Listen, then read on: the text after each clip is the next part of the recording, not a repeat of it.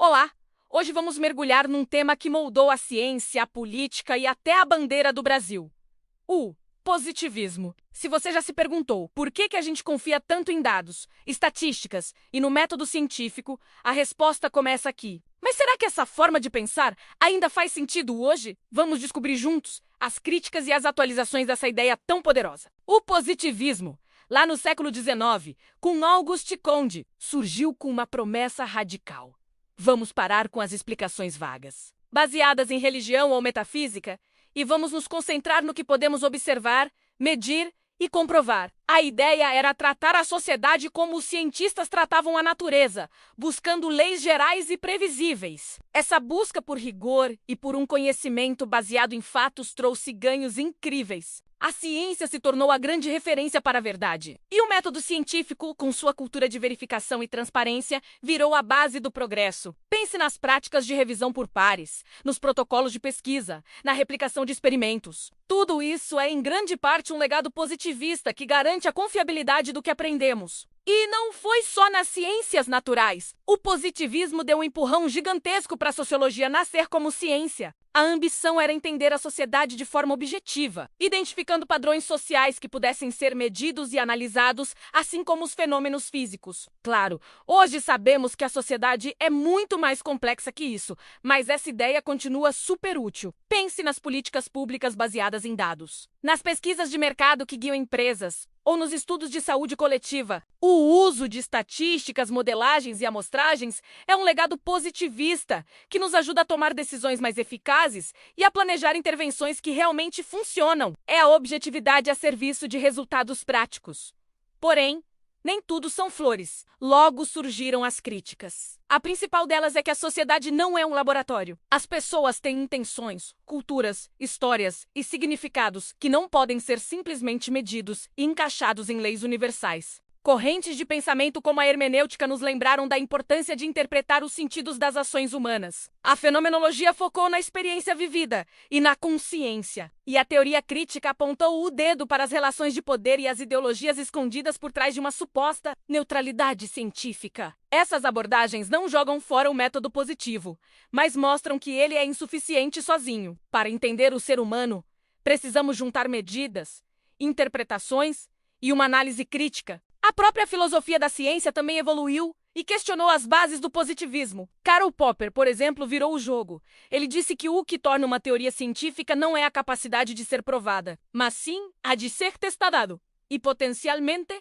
refutada. Uma teoria que não pode ser falseada não é ciência. Depois, Thomas Kuhn mostrou que a ciência não avança de forma linear e acumulativa. Ela funciona dentro de paradigmas, que são como grandes modelos aceitos por uma comunidade científica. De tempos em tempos, surgem anomalias que o paradigma não consegue explicar, levando a verdadeiras revoluções científicas. Isso mostra que a ciência é também uma atividade social, histórica e, às vezes, até meio bagunçada. Houve também uma tentativa de refinar o positivismo, como o chamado positivismo lógico do Círculo de Viena. Eles focaram na linguagem, tentando criar uma forma de falar sobre ciência que fosse super precisa, livre de ambiguidades, e onde cada afirmação pudesse ser verificada empiricamente. Apesar de o projeto ter se mostrado muito rígido, ele nos deixou lições valiosas sobre a importância da análise lógica e de como conectar teorias abstratas com observações concretas. Essa preocupação em definir bem os termos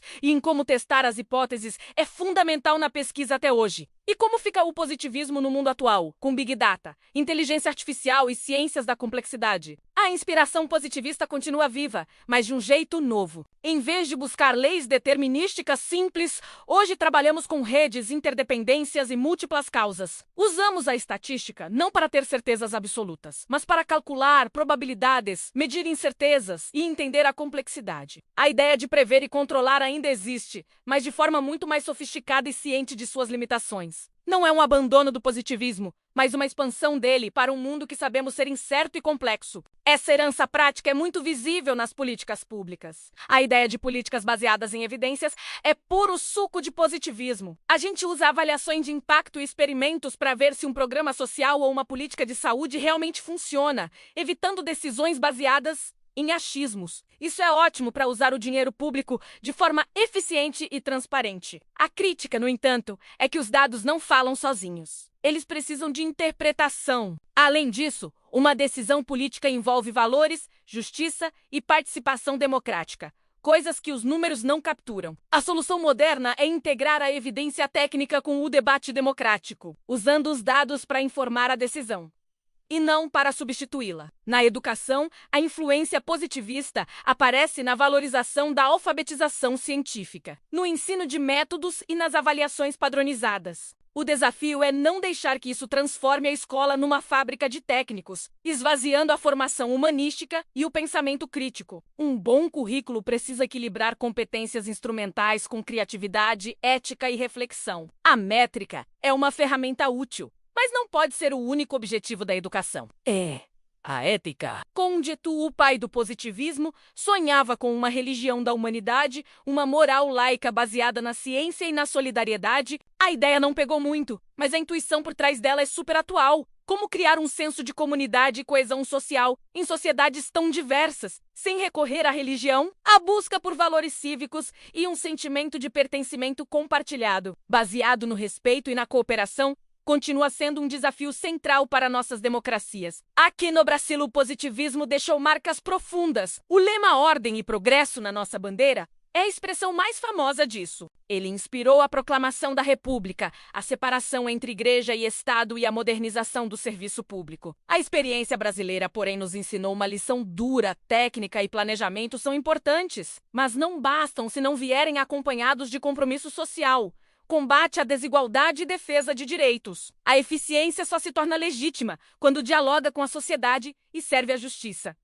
Então, qual é o balanço final? O positivismo não morreu, mas foi transformado. Ele nos deixou um legado indispensável, o ideal de um conhecimento rigoroso, transparente e útil para a sociedade. A disciplina empírica, a clareza metodológica e a busca por evidências são conquistas que devemos proteger. Ao mesmo tempo, seus limites nos ensinaram que a ciência não é neutra. Ela envolve interpretação, valores e escolhas. Não existe observação pura, livre de teoria. O desafio hoje é construir uma síntese, um humanismo científico. Um jeito de fazer ciência que combina o rigor dos dados com a sensibilidade para o contexto, a interpretação e a ética. Não se trata de abandonar o positivismo, mas de enriquecê-lo. Como podemos produzir conhecimento confiável sem silenciar as diferenças? Como podemos medir o mundo sem empobrecer seu sentido? E como podemos planejar o futuro sem controlar a liberdade? Essas são as grandes perguntas que o debate sobre o positivismo nos deixa. A resposta está numa cultura de pesquisa que une rigor, participação e um profundo compromisso com o bem comum. Obrigado por assistir. Se você gostou dessa reflexão, deixe seu like, se inscreva no canal e compartilhe com quem também se interessa por entender as ideias que moldam o nosso mundo. Até a próxima!